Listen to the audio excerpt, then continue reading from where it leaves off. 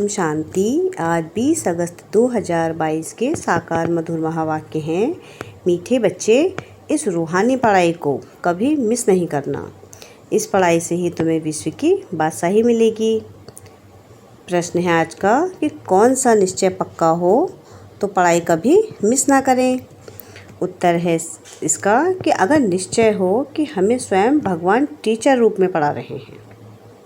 इस पढ़ाई से ही हमें विश्व की बादशाही का वर्षा मिलेगा और ऊंच स्टेटस भी मिलेगा। बाप हमें साथ भी ले जाएंगे तो पढ़ाई कभी मिस ना करें। निश्चय न होने के कारण पढ़ाई पर ध्यान नहीं रहता, मिस कर देते हैं। गीत है आज का कि हमारे तीरथ न्यारे हैं। ओम शांति। मीठे मीठे बच्चे पास्ट के सत्संग और अभी के सत्संग के अनुभवी हैं। पास्ट यानी इस सत्संग में आने के पहले बुद्धि में क्या रहता था और अब बुद्धि में क्या रहता है, यह रात दिन का फ़र्क देखने में आता होगा।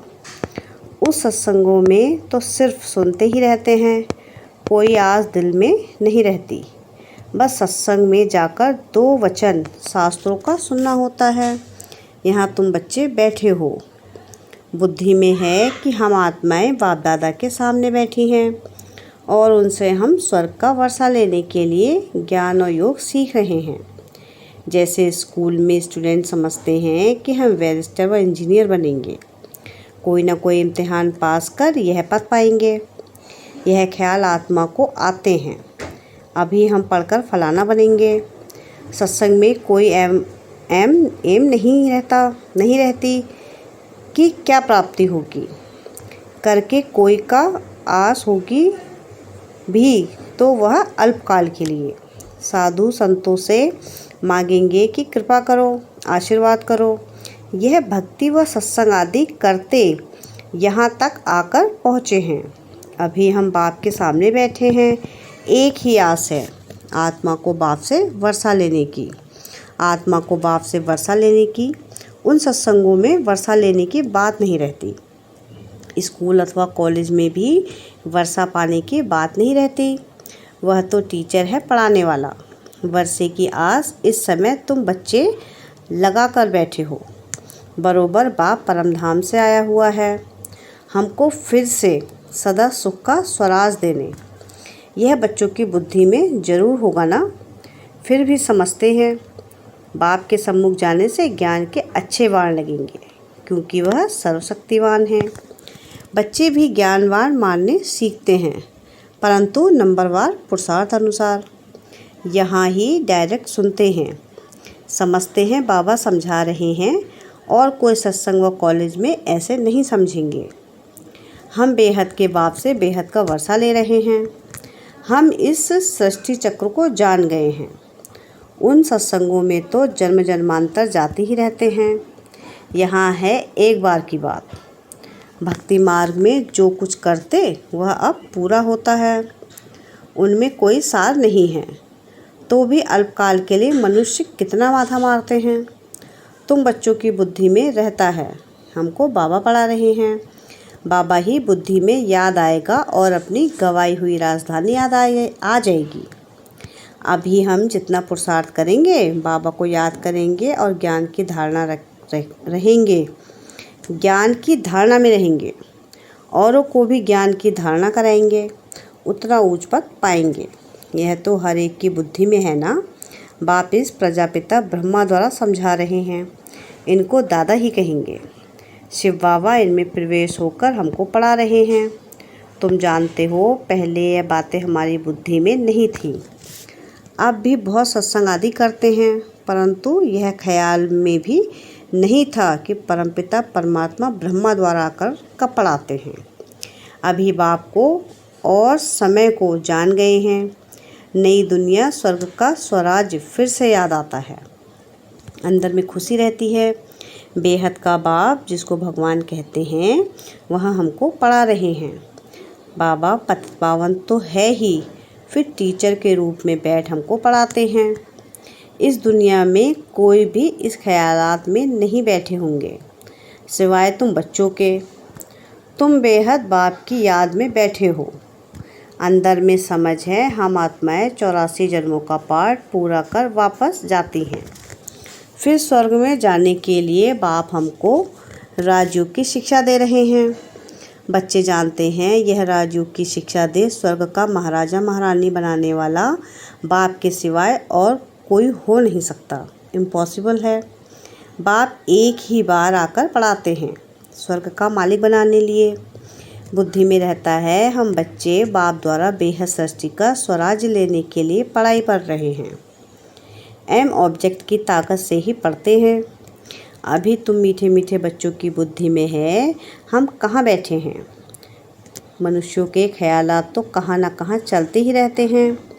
पढ़ाई के समय पढ़ने के, खेलने के समय खेलने के। तुम जानते हो हम बेहद बाप के सम्मुख बैठे हैं। आगे नहीं जानते थे। कोई भी मनुष्य मात्र नहीं जानते हैं कि भगवान आकर राजयोग सिखलाते हैं। अभी तुम बच्चों ने समझा है। जन्म जन्मांतर हम भक्ति करते आए हैं। यह ज्ञान बाप के सिवाय कोई दे ना सके। जब तक बाप ना आए विश्व के मालिक बने का वर्षा मिले कैसे। न किसकी बुद्धि में यह आता है। हम भगवान के बच्चे हैं, वह स्वर्ग का रचयिता है। फिर हम स्वर्ग में क्यों नहीं हैं, नरक में दुखी क्यों हैं। हे भगवान, हे पतित पावन कहते हैं, परंतु यह बुद्धि में नहीं आता कि हम दुखी क्यों हैं। बाप बच्चों को दुख देते हैं क्या। बाप सृष्टि रचते हैं बच्चों के लिए, क्या दुख के लिए। यह तो हो नहीं सकता। अभी तुम बच्चे श्रीमत पर चलने वाले हो। भल कहाँ भी दफ्तर व धंधे आदि में बैठे हो, परंतु बुद्धि में तो यह है ना कि हमको पढ़ाने वाला भगवान बाप है। हमको रोज़ सवेरे क्लास में जाना होता है। क्लास में जाने वालों को ही याद पड़ता होगा। बाकी जो क्लास में ही नहीं आते तो वह पढ़ाई को और पढ़ाने वाले को समझ कैसे सकते हैं। यह नई बातें हैं जिसको तुम ही जानते हो। बेहद का बाप जो नई दुनिया रचने वाला है, वह बैठ नई दुनिया के लिए हमारा जीवन हीरे जैसा बनाते हैं। जब से माया का प्रवेश हुआ है हम कौड़ी जैसा बनते आए हैं। कलाएं कम होती गई हैं। माया ऐसे खाती आई है जो हमको कुछ भी पता नहीं पड़ा। अभी बाप ने आकर बच्चों को जगाया है अज्ञान नींद से। वह नींद नहीं, अज्ञान नींद में सोए पड़े थे। ज्ञान तो ज्ञान सागर ही देते हैं और कोई दे नहीं सकते। एक ही हमारा बिलव्ड मोस्ट बाप ज्ञान का सागर पतित पावन दे सकते हैं। अब बच्चे जान गए हैं। इस युक्ति से बाप हमको पावन बना रहे हैं। पुकारते भी हैं, हे पतित पावन बाबा आओ, परंतु समझते नहीं हैं कि कैसे आकर पावन बनाएंगे। सिर्फ पतित पावन कहते रहने से तो पावन नहीं बन जाएंगे। तुम जानते हो कि इस समय सब पतित भ्रष्टाचारी हैं। जो भ्रष्टाचार से पैदा होते हैं वह कर्तव्य भी ऐसा करेंगे। यह बेहद का बाप बैठ समझाते हैं। तुम यहाँ सम्मुख बैठकर सुनते हो तो हमारी बुद्धि का योग बाप के साथ रहता है। फिर कुसंग तरफ जाते हैं। बहुतों से मिलते करते हैं, वातावरण सुनते हैं तो जो सम्मुख की अवस्था रहती है वह अवस्था बदल जाती है। यहाँ तो सम्मुख बैठे हैं, स्वयं ज्ञान का सागर परमपिता परमात्मा बैठ ज्ञान का बाण मारते हैं। इसलिए मधुवन की महिमा है। गाते भी हैं ना कि मधुवन में मुरली बाजे। मुरली तो बहुत स्थानों पर बजती है, परंतु यहाँ सम्मुख बैठकर समझाते हैं और बच्चों को सावधानी भी देते हैं। बच्चे खबरदार रहना, कोई उल्टा सुलटा संग नहीं करना। लोग तुमको उल्टी बातें सुनाकर डराएं, इस पढ़ाई से ही छुड़ा देंगे। संग तारे कुसंग बोरे, यहाँ है सत्य बाप का संग। तुम प्रतिज्ञा भी करते हो कि हम एक से ही सुनेंगे, एक का ही फरमान मानेंगे। तुम सबका बाप टीचर सतगुरु वो एक ही है। वहाँ तो वह गुरु लोग सिर्फ शास्त्र ही सुनाते रहते, नई बात कोई नहीं। ना बाप का परिचय ही दे सकते हैं, ना ज्ञान की बातें ही जानते। सब नीति नीति कहते आए। हम रचता और रचना को ही नहीं जानते। जब बाप आते हैं तब ही समझाते हैं। उन कलयुगी गुरुओं में भी नंबरवार हैं, कोई के तो लाखों फॉलोअर्स हैं। तुम समझते हो हमारा सद्गुरु तो एक ही है, मरने आदि की तो बात ही नहीं। यह शरीर तो शिव बाबा का है नहीं,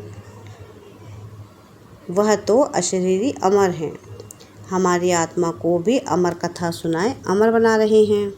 अमरपुरी में ले जाते हैं, फिर सुखधाम में भेज देते हैं। निर्वाण धाम है ही अमरपुरी। अभी तुम्हारी बुद्धि में रहता है हम आत्माएं शरीर छोड़कर जाएंगी बाप के पास, फिर जिसने जितना पुरुषार्थ किया होगा उस अनुसार पद पाएंगे। क्लास ट्रांसफ़र होता है। हमारी पढ़ाई का पद इस मृत्यु लोक में नहीं मिलता है, यह मृत्यु लोक फिर अमर लोक बन जाएगा।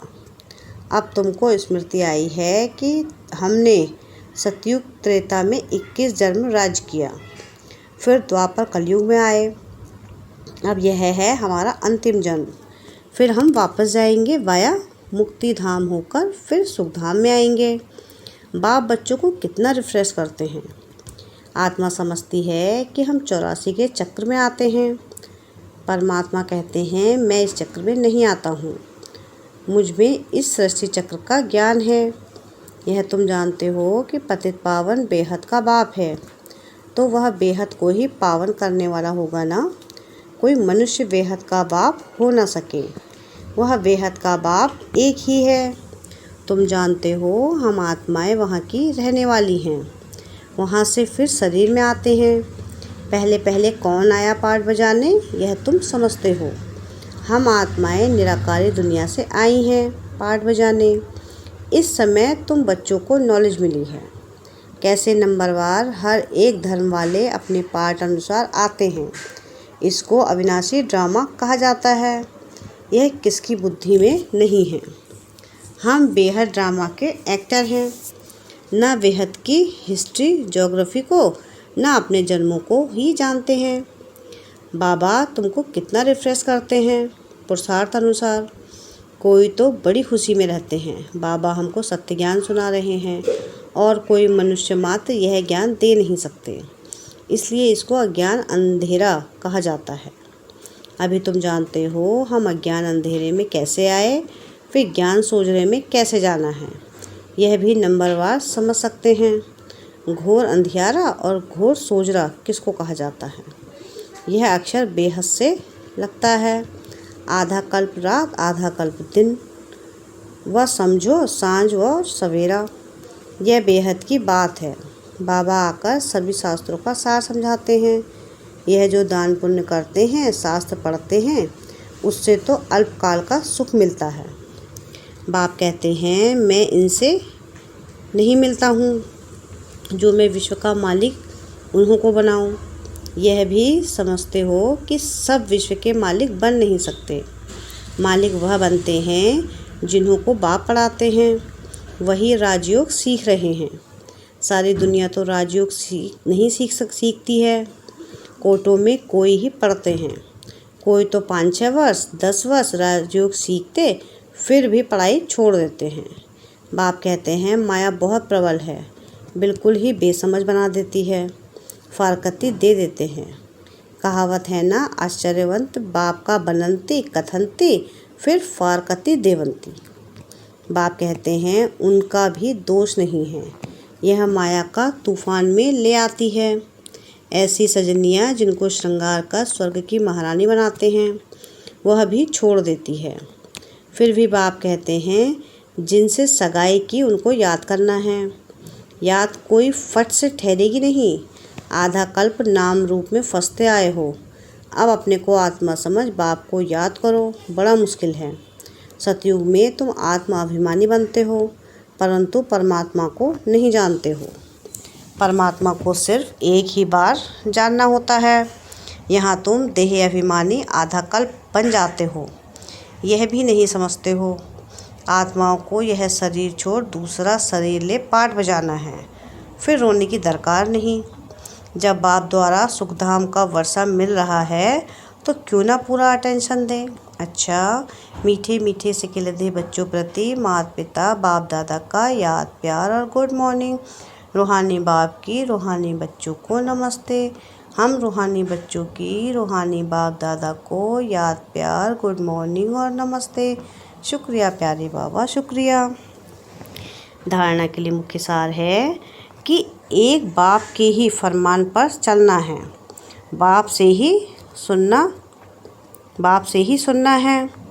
बच्चों की उल्टी बातें सुन उनके प्रभाव में नहीं आना है, उल्टा संग नहीं करना है। सेकंड पॉइंट है कि पढ़ाई और पढ़ाने वाले को सदा याद रखना है, सवेरे सवेरे क्लास में ज़रूर आना है। वरदान है आज का कि साधनों को सहारा बनाने के बजाय निमित्त मात्र कार्य में लगाने वाले सदा साक्षी दृष्टा भव। कई बच्चे चलते चलते बीज को छोड़ टाल टालियों में आकर्षित हो जाते हैं। कोई आत्मा को आधार बना लेते और कोई साधना को, क्योंकि बीज का रूप रंग शोभनिक नहीं होता और टाल टालियों का रूप रंग बड़ा शोभनिक होता है। माया बुद्धि को ऐसा परिवर्तन कर देती है जो झूठा सहारा ही सच्चा अनुभव होता है। इसलिए अब साकार स्वरूप में बाप के साथ का और साक्षी दृष्टा स्थिति का अनुभव बढ़ाओ। साधनों को सहारा नहीं बनाओ, उन्हें निमित्त कार्य में लगाओ। स्लोगन है आज का कि रूहानी शान में रहो तो अभिमान की फीलिंग नहीं आएगी। क्या है स्लोगन आज का कि रूहानी शान में रहो तो अभिमान की फीलिंग नहीं आएगी।